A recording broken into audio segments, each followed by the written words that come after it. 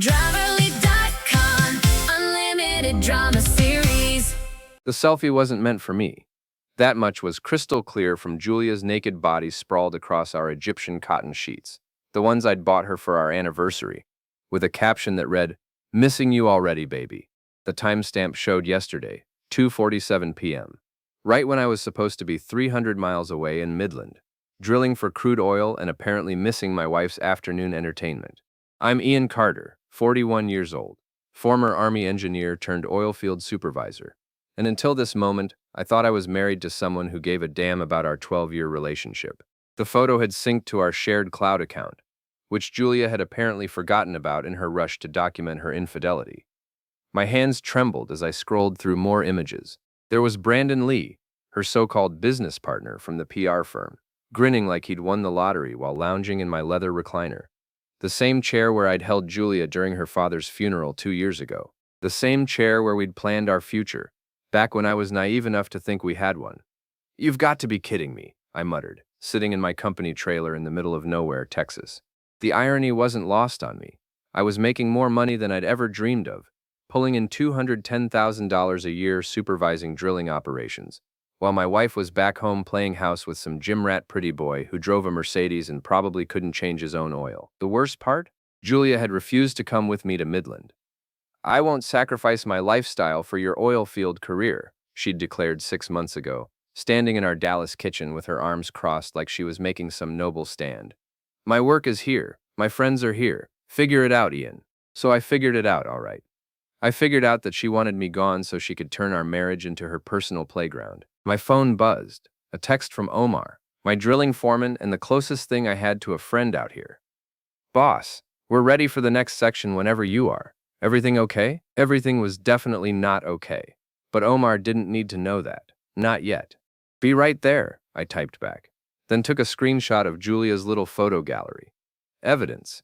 The Army had taught me to document everything, and old habits die hard. I'd been gone for 6 months, coming home every other weekend like some kind of visiting uncle in my own house. Julia had seemed distant during my visits, always busy with work events and girls' nights. I'd chalked it up to the adjustment period, figuring she'd eventually warm up to the financial benefits of my new position. The company had set me up in a luxury apartment, covered all my expenses, and I was banking almost everything I made. But now I understood why she'd been so eager to see me leave every Sunday night. Brandon probably had a standing reservation in my bed. The trailer door opened, and Omar stuck his weathered face inside. "Boss, the crew's getting antsy." Omar Rodriguez was 53, built like a tree stump, and had been working oil rigs since before I was old enough to drink. "You look like someone stole your dog." Something like that. I showed him the phone screen. "My wife's been keeping herself busy while I'm out here making us rich." Omar whistled low. "That's rough, brother. What are you going to do about it?" That was the question, wasn't it? The old Ian might have driven straight home, confronted them, and ended up looking like the crazy, jealous husband. The old Ian might have called a lawyer and filed for divorce, splitting everything down the middle and walking away with his dignity intact. But 6 months of 12-hour days in the oil patch had changed me. The work was brutal, the crew was rough, and I'd learned to think like a wildcatter, patient, calculating, and ruthless when it came time to strike. "I'm going to be smart about it," I said finally. "Julia wants to play games? Fine. But she's about to learn that I've gotten very good at playing games out here." Omar grinned. "Now you're talking. What do you need?" "Time to think, and maybe some advice from someone who's been through a messy divorce." "Brother, you came to the right place. My ex-wife tried to take me for everything I had back in '98. By the time I was done with her, she was lucky to keep her car. We spent the next hour talking strategy while the crew prepped the next drilling section. Omar had a devious mind when it came to revenge, probably from dealing with crooked contractors and backstabbing supervisors for 3 decades. By the time we finished, I had the skeleton of a plan that would make Julia's little affair look like a Sunday school picnic. The key was patience. Julia thought I was just some dumb roughneck who'd stumbled into a good-paying job. She had no idea that my engineering background, combined with my military training and 6 months of learning how to outthink and outmaneuver some of the craftiest people in Texas, had turned me into someone she wouldn't recognize. I pulled up Julia's contact information and started typing. "Hey, beautiful. Missing you too. Thinking about coming home early this weekend. Maybe we can spend some quality time together. Her response came back in minutes. Oh, that sounds wonderful, but I have that big client event Saturday night. Maybe next weekend would be better? Of course she did. I'd bet money that Brandon had plans for Saturday night, probably involving my house, my bed, and my wife. Mm.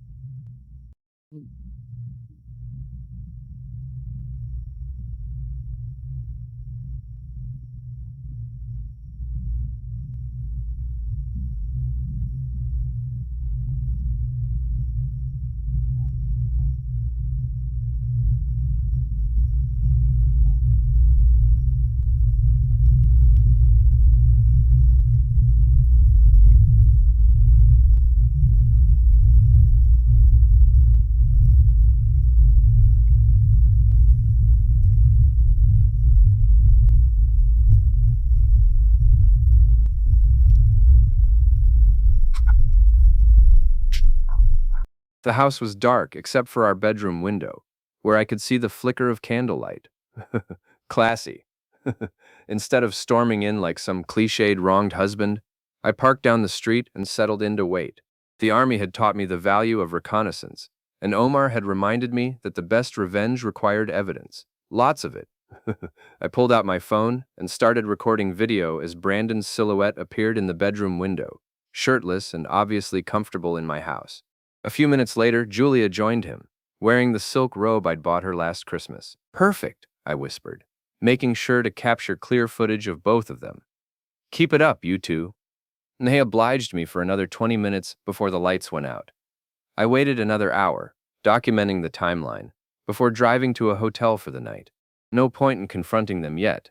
I had bigger plans brewing. Saturday morning, I called Julia from the hotel. Good morning, sweetheart. How was your night? Oh, quiet evening at home. Watched some Netflix and went to bed early. How's the drilling going? The lie rolled off her tongue so smoothly that I almost admired her skill. Almost. Great. Actually, I've got some news. The company's giving me a bonus for bringing this well in ahead of schedule. $50,000. Silence. Then, really? That's wonderful, Ian. We could use that money for the kitchen renovation. As if she'd contributed anything to earning it, besides spreading her legs for her boyfriend. Actually, I was thinking we should talk about our finances when I get home. Maybe it's time to make some changes. What kind of changes? Her voice had shifted, becoming more cautious. Just some ideas I've been having. Nothing to worry about. Hey, have fun at your client event tonight. What's the company again? Another pause. Meridian Holdings. It's a big account. I was already Googling Meridian Holdings. No events.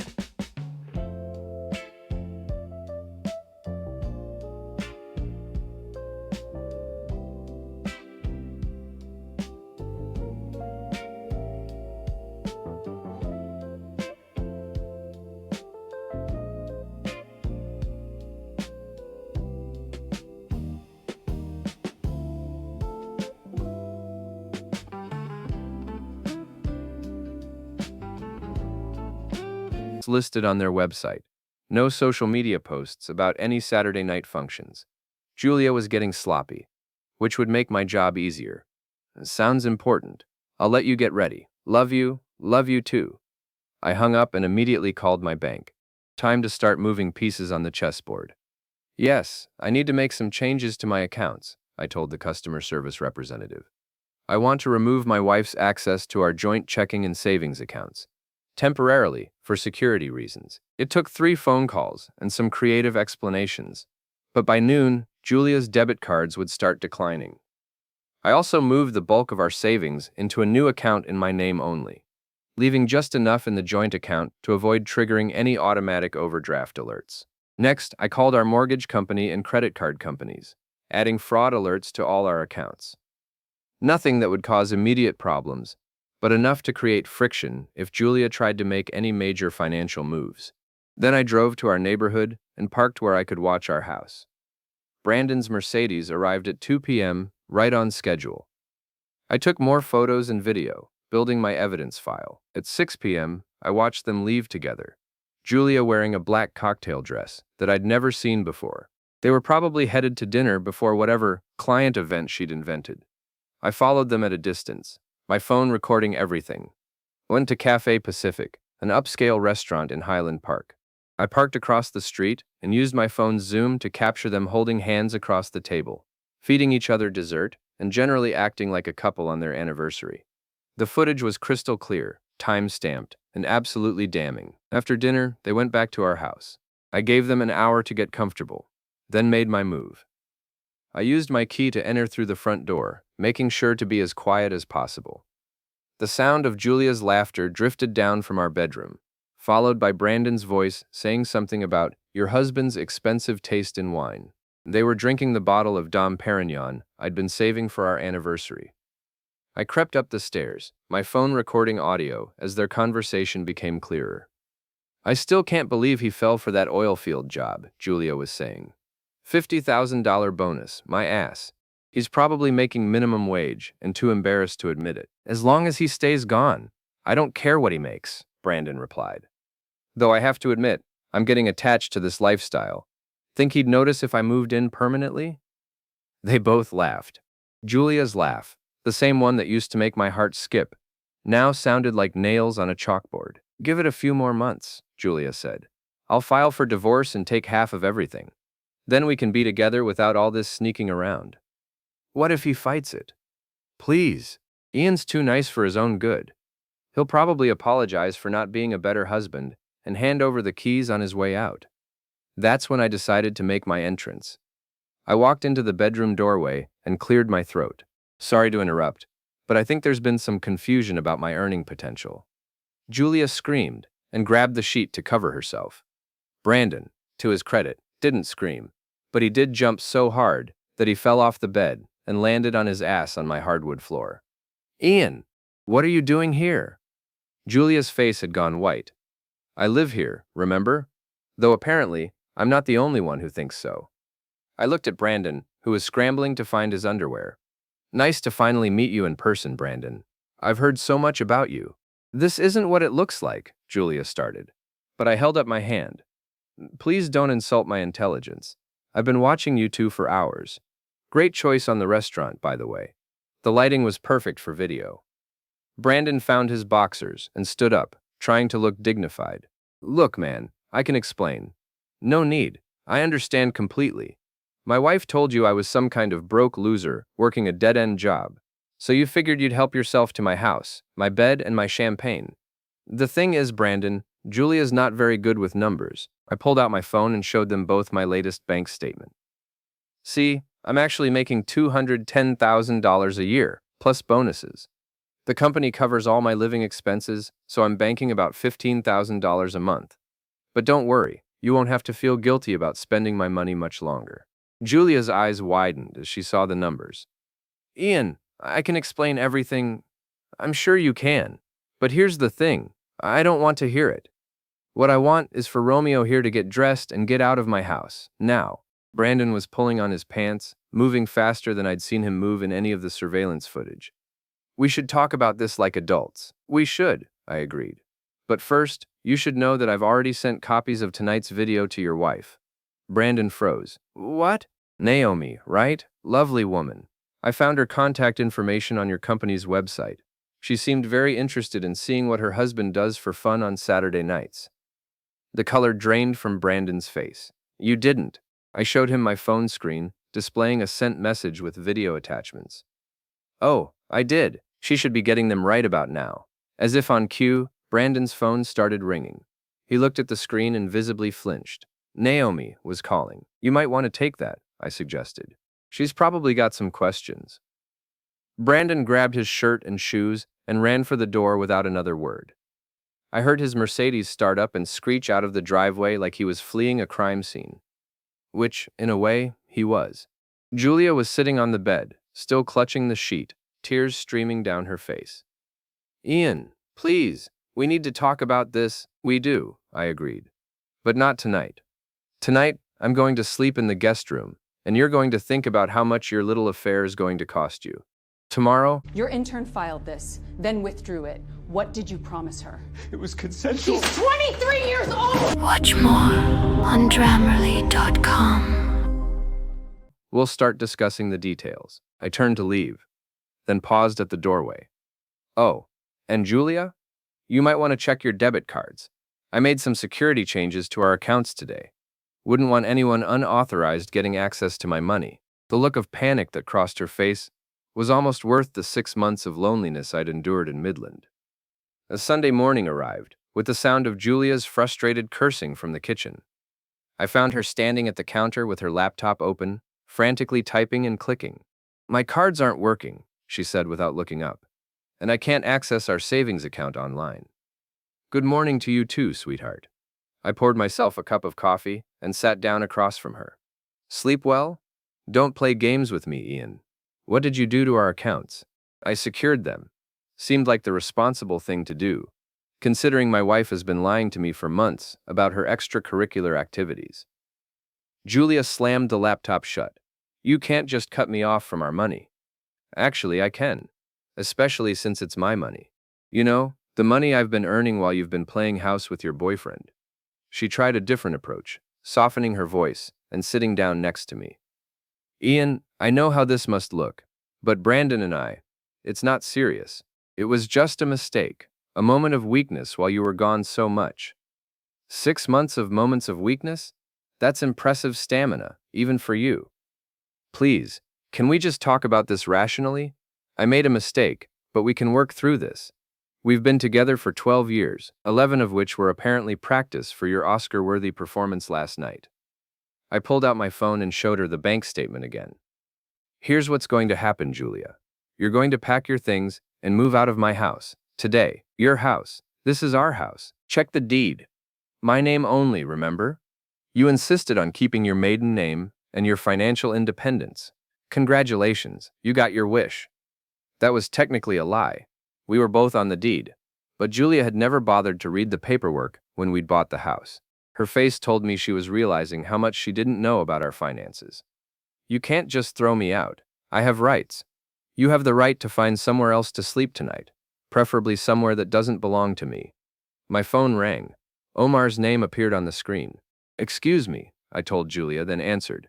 What's up, Omar? Boss, you're not going to believe this. That fancy boy from last night? He showed up at the drilling site this morning, asking questions about you. I sat up straighter. Brandon's in Midland? Was. I sent him packing, but not before he made some threats about ruining your career. Thought you should know. Julia was listening intently, her eyes wide with something that looked like hope. Thanks for the heads up. Did he say anything specific? Something about having connections in the oil industry and making sure you never work again. Pretty boy's got some balls, I'll give him that. Anything else? Yeah, he mentioned something about a lawsuit, harassment or some such nonsense. You want me to have the boys keep an eye out in case he comes back? I looked at Julia, who was practically vibrating with excitement at the mention of a lawsuit. That won't be necessary, but thanks. I'll handle it from here. I hung up and turned back to Julia. So Brandon thinks he's going to destroy my career? Interesting strategy. Ian, if you don't stop this revenge fantasy, you're going to lose everything. Brandon has connections in a PR firm. I'm sure the oil industry is terrified of his ability to write press releases. You don't understand. His family has money, real money. They can make your life very difficult, I laughed. Julia, 6 months ago. That might have scared me. But you know what I've learned working in the oil patch? Money talks, but results scream. And I've been delivering results. My phone buzzed with a text message. I glanced at it and smiled. Speaking of results, that's my boss. Apparently, someone called the company this morning, claiming I was harassing his wife. My boss wants to meet with me tomorrow to discuss it. Julia's face lit up with vindication. See, I told you Brandon has connections. You should have thought about that before you started this war. You're right, I should have thought about it. I stood up and walked to the window. I should have thought about the fact that my boss, Jim Patterson, is a 60-year-old former Marine who doesn't like pretty boys who threaten his employees. I should have thought about the fact that the company has a zero-tolerance policy for false accusations. And I definitely should have thought about the fact that I have video evidence of Brandon trespassing in my house and sleeping with my wife. Julia's smile faded. What are you saying? I'm saying that Brandon just handed me the perfect opportunity to destroy him professionally. Jim Patterson is going to want to see proof that Brandon's accusations are false. I'll be happy to provide it. I pulled up Brandon's company website on my phone. Lee and Associates Public Relations. Nice firm. I wonder how their clients would feel about having their accounts managed by someone who makes false accusations against oil industry professionals. The energy sector is pretty tight-knit, you know. Word travels fast. You wouldn't. Watch me. I started typing an email. Let's see. Dear Mr. Patterson, regarding Brandon Lee's accusations this morning, please find attached video evidence that will clarify the situation. Mr. Lee has been having an affair with my wife and apparently believes that gives him the right to interfere with my employment. I trust you'll handle this matter appropriately. Ian, stop, please. I hit send. Too late. But don't worry, I'm sure Brandon's family money will cushion the blow when his clients start jumping ship. Julia was crying now, real tears this time, instead of the crocodile tears she'd tried earlier.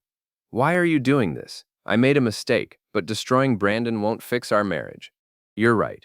Nothing will fix our marriage. But destroying Brandon will make me feel better, and honestly, that's all I care about right now. My phone rang again. This time it was a number I didn't recognize. Hello? Is this Ian Carter?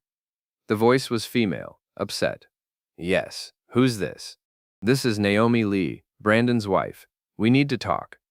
I looked at Julia, who had gone pale again. Of course, Mrs. Lee. What can I do for you?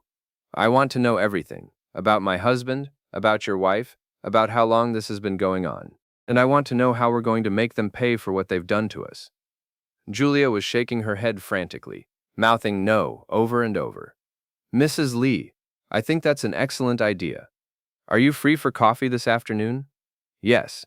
And Mr. Carter, bring everything you have. Photos, videos, bank records, whatever. Brandon thinks he can destroy you to protect himself, but he's about to learn that two can play that game. I look forward to meeting you, Mrs. Lee. I hung up and smiled at Julia. Looks like you and Brandon are about to discover what happens when you mess with the wrong people. Mrs. Lee sounds very motivated to get to the bottom of this. Ian, please, you have to stop this.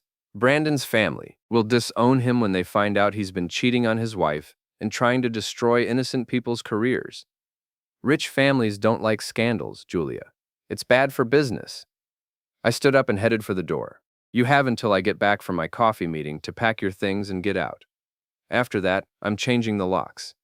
Where am I supposed to go? I don't care. Call Brandon. Maybe his wife will let you both sleep in the doghouse. As I walked out, Julia called after me.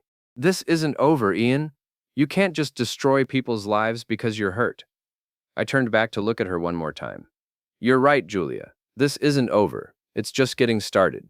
The woman who had shared my bed for 12 years, who had promised to love and honor me, who had thrown it all away for a pretty face and a Mercedes, was about to learn that the nice guy she'd married had died somewhere in the oil fields of West Texas. What was left was someone much more dangerous. Naomi Lee was nothing like I'd expected. Where Brandon was all flash and surface charm, his wife was quietly elegant, with steel gray eyes that missed nothing. She was waiting for me at a corner table in a coffee shop downtown, a stack of papers in front of her, and an expression that could have frozen hell. Mr. Carter? She stood as I approached, extending a firm handshake. Thank you for meeting me. Thank you for calling. And please, call me Ian. Ian. She gestured to the chair across from her. I have to say, your timing was perfect. I was starting to think I was going crazy. I sat down and studied her face. How long have you suspected? 6 months. Maybe longer. She opened a folder and pulled out a stack of credit card statements. Brandon's been spending money we don't have on restaurants I've never been to, hotels when he claimed to be working late, gifts that never made it home to me. She slid the statements across the table. The amounts made me whistle. He's been living large. On my money, mostly. I'm the one with the trust fund. Brandon's family talks a big game, but they're leveraged to the hilt.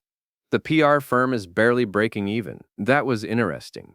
Julia had been impressed by Brandon's apparent wealth, but it sounded like he was just another con man with expensive taste. What changed your mind about confronting him? Naomi's smile was razor sharp. Your video. Seeing him in your house, drinking your champagne, talking about moving in permanently. That was the final straw. But what really did it was this morning. She pulled out her phone and showed me a series of text messages. Brandon called me at 6 a.m., crying about how you'd set him up, how you were trying to destroy his career over some misunderstanding. He begged me to use my family's connections to get you fired. And I told him I'd think about it. And then I made some calls. Her eyes glittered with malice. Turns out your boss, Jim Patterson, is a good friend of my father's. They served together in the Marines back in the day. I felt a chill run down my spine. Your father is Colonel Robert Harrison, retired. He runs Harrison Energy Consulting now. You might have heard of them. I had indeed heard of them. Harrison Energy was one of the biggest independent consulting firms in Texas, with contracts throughout the oil and gas industry. If Naomi's father wanted me blacklisted, I'd be lucky to get a job pumping gas. So you're going to help your husband destroy me? Oh, hell no. Naomi's laugh was genuinely amused. I'm going to help you destroy him. My father was very interested to hear about Brandon's behavior, especially the part about making false accusations against oil industry professionals. She pulled out another document. This is a copy of the complaint Brandon filed with your company this morning. Want to guess what he accused you of? I scanned the paper. Brandon claimed I had been stalking him, harassing his clients, and threatening his family. According to his statement, I was an unstable individual who posed a danger to anyone who crossed me. Creative, I admitted. Completely false, but creative. My father thought so too, especially since he's known Jim Patterson for 30 years and vouched for your character personally. Your father doesn't know me. No, but he knows your work. Harrison Energy has been tracking the Midland project you've been supervising. They're impressed with your results. Naomi leaned forward. Ian, you're not just good at your job. You're exceptional. My father was already considering trying to recruit you. This conversation was taking an unexpected turn. And now he's even more interested. Men who can handle personal crises while maintaining professional excellence are rare in any industry. She pulled out a business card and slid it across the table. But we can discuss career opportunities later. Right now, I want to focus on making my cheating husband and your lying wife pay for what they've done. I looked at the card. Harrison Energy Consulting, with Naomi's name and the title Vice President, Strategic Operations. You work for your father? I run day-to-day operations while he handles the big picture. MBA from Wharton, 10 years in energy consulting, and a very nasty streak when it comes to people who betray my trust. She smiled sweetly. Brandon has no idea what he's unleashed. What did you have in mind? Naomi opened her laptop. Brandon thinks he can use my family's money and connections to destroy you. What he doesn't realize is that I control access to both. As of this morning, his credit cards are frozen, his access to our joint accounts is suspended, and his company's contract with Harrison Energy has been terminated. Lee & Associates had a contract with your company? A very lucrative one. We hired them to handle PR for 3 major projects. That contract represented about 60% of their annual revenue. I was starting to understand why Naomi had wanted to meet. And without that contract, Brandon's firm will be bankrupt within 6 months. Sooner, if their other clients start jumping ship. She turned the laptop screen toward me. Which brings us to phase 2 of our plan. The screen showed a detailed dossier on Brandon Lee, complete with financial records, client lists, and what looked like a comprehensive background check. How did you get all this? I'm married to him, remember? I have access to everything. Naomi's expression hardened. Brandon made a critical error when he decided to go after your career. He turned this from a personal matter into a business problem, and I don't tolerate business problems. She clicked through several screens, showing me bank records, business filings, and client communications.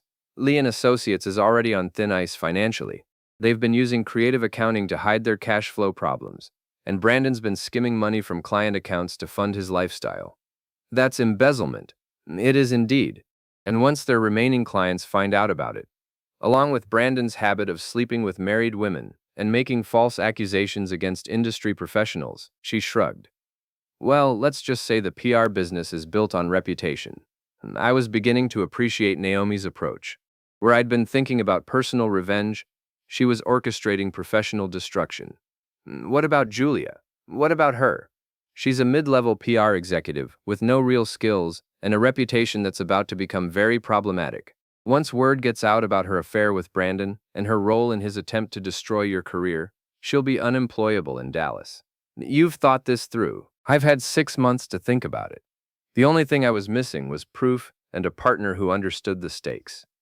Naomi closed the laptop. Brandon and Julia thought they were playing some kind of romantic game. They had no idea they were actually committing professional suicide. My phone buzzed. A text from Julia. Please come home. We need to talk. I'm sorry. I showed the message to Naomi, who laughed. Too little, too late. By tomorrow morning, everyone in Dallas PR circles will know about Julia's affair and Brandon's false accusations. Bye.